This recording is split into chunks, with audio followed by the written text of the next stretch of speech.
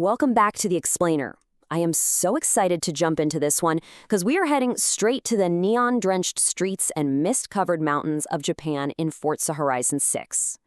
We're going to talk about mastering everything from the concrete jungle of Tokyo to those brutal, twisting switchbacks up in the Alpine regions. All right, let's just dive right in. So here's a question for you.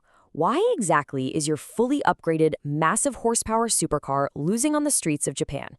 You know the feeling, right? You mash the gas, the engine absolutely screams, and then, boom, you're sliding entirely sideways into a guardrail, watching some D-Class hatchback literally breeze right past you. Look, the data shows that raw power without geography-specific tuning, it just puts you in a wall. Japan is arguably the most technical map we've ever seen, and it demands a totally fresh approach. So here's our roadmap to fix that. We're going to cover foundational settings, the upgrade philosophy, urban setups for Tokyo, conquering the mountain passes, and finally, test, tweak, and win. First up, foundational settings. Setting up for success. Because, look, before we even think about turning a wrench on the engine or messing with tire pressures, we absolutely have to get the game's base settings dialed in. If your foundation is cracked, no tune is going to save you. Now, these are the official Xbox recommended settings to really get the most out of the game. First, set your driving line to braking line only. This stops you from over-braking and really keeps your lines tight.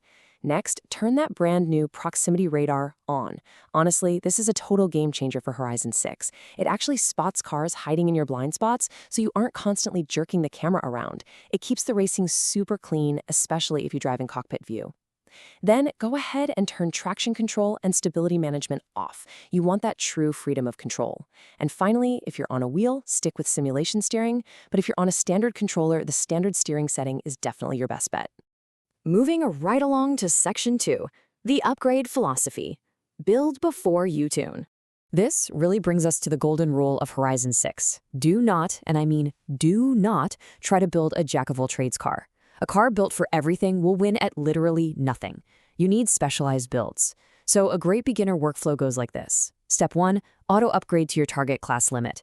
Honestly, A or S1 class is highly recommended while you're learning because those S2 and X classes, they demand ridiculously precise inputs. Step 2, actually take the car for a test drive so you can feel exactly what it's lacking. And then step 3, tweak those handling components. Now, if you want the real secret to surviving Japan's tight corners, prioritize your tires, your brakes, and weight reduction over raw engine power. Look, slapping 500 extra horsepower on your car isn't going to do you any good if your tires can't actually grip the asphalt on the C1 loop. And to really grasp why you need those specialized builds, we just have to look at the two distinct environments of Japan. On one hand, you've got the Tokyo highways, massive, sprawling urban structures inspired by the real C1 loop. We're talking blistering speeds and incredibly long straights. But then, on the total opposite end of the spectrum, you have the mountain Touge. Think roads like Mount Haruna, which are just packed with technical, low-speed hairpins. So a car tuned to absolutely dominate that sprawling highway, it is going to be an absolute nightmare to handle on the tight Touge. They literally require two completely different approaches. Which leads us to Section 3, urban setups for Tokyo, high-speed, narrow streets. This is exactly how you tackle that concrete jungle, where top speed and high-speed stability are your best friends. Getting a fantastic baseline for your tire pressure right out of the gate is absolutely crucial because it controls exactly how much grip you're generating. For Tokyo's urban environment and highways, you're looking for an optimal warm tire pressure of around 33 to 34 psi. Tokyo basically demands slightly higher pressures because it keeps the car responsive and drops the rolling resistance, which lets you just maximize your top speed on those massive neon-lit straights. And hey, speaking of those straights, we got to talk about gearing. For Tokyo, you really need to lengthen your gear ratios. Why? Well, if your gears are too short, your car is going to hit its absolute maximum speed way too early. You'll literally just be sitting there in top gear, frustratingly bouncing off the rev limiter, watching everyone else slowly pull away from you as you're bombing down the C1 loop. Lengthening those gears gives your engine the breathing room it needs to really stretch its legs and hit those massive top-end speeds. But, going fast also means you gotta stop fast. When you're navigating the narrow streets of downtown Tokyo, shifting your brake balance toward the front is critical. Doing this stops your rear tires from locking up during those sudden, panic-inducing stops. You know the ones, where a sharp 90-degree city corner suddenly pops out of nowhere like a complete jump scare. Shifting that balance forward just gives you rock-solid stopping stability when you need it the most. All right, let's move to Section 4, conquering the mountain passes. agility on the Touge. Once you leave the city behind and head up into the mountains, top speed basically goes out the window. Up here, agility is everything. The very first thing you have to master on the unforgiving twisties of Japan's alpine regions is your suspension, specifically your damping. Basically, damping controls how quickly your suspension settles after you hit a bump or after a massive weight shift in a corner. Let me paint a picture for you. If you hit a bump on a mountain pass and your car violently bounces off the road and straight into the trees, yeah, your damping is way too stiff.